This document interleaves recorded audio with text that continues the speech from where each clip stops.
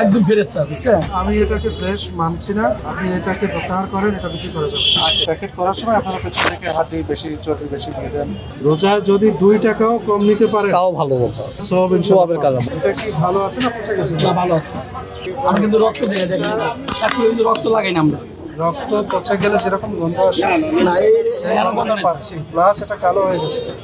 আপনি যদি বলেন এটা ফ্রেশ আছে, না স্যার, ফেরত চা। এটাকে আপনি ফ্রেশ কিভাবে বলেন?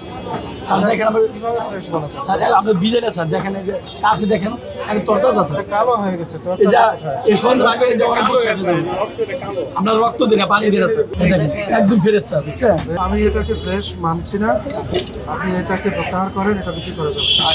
তাহলে ঠিক আছে, সরাই দেন। চলে গেলে আবার প্রদর্শন। না না না, আমরা না করে বেসুন।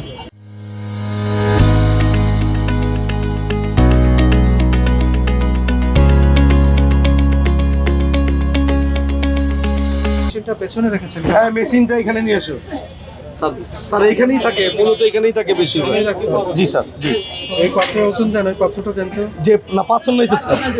কিসে ওজন দেন? এটা এই যে ধরেন যে মাংসটা দিলাম, এইটাই ওজন স্যার। ওই পাত্রে কি আছে? ওই পাত্রটা? ওটা তো মাংস। না না, ওইটা মাংস স্যার। দেখি একটু আমি। মাংসটা নিয়ে আসো দিকে।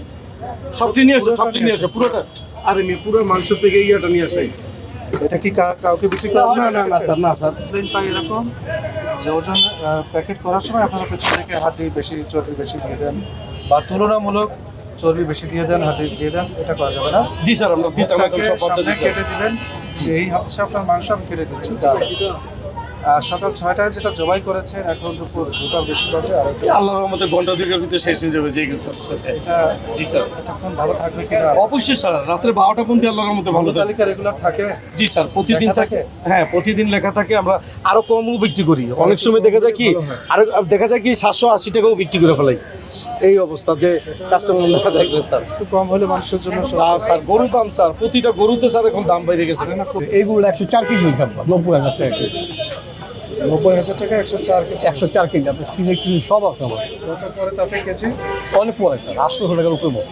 তাহলে কি লস দিয়ে বিক্রি করেন? লস করলে তারপরে গিয়ে মাথা মুথা মিলে কোনো রকম মানে ধান্দা বাঁচে। আপনি রোজা আছেন তো? জি বাবা, দুধ আছে আলহামদুলিল্লাহ। আল্লাহর উপরে ভরসা করে হ্যাঁ। ব্যবসাটা করবেন। জি আব্বা, রোজায় যদি 2 টাকাও কম নিতে পারেন, তাও ভালো কথা। তাও মানুষকে সোয়াবের 2 কাজ। টাকা কম নিয়ে একটু স্বস্তি দিতে পারেন, জি আব্বা, এটা সব সোয়াবের কাজ আব্বা, আমরা বুঝি আব্বা।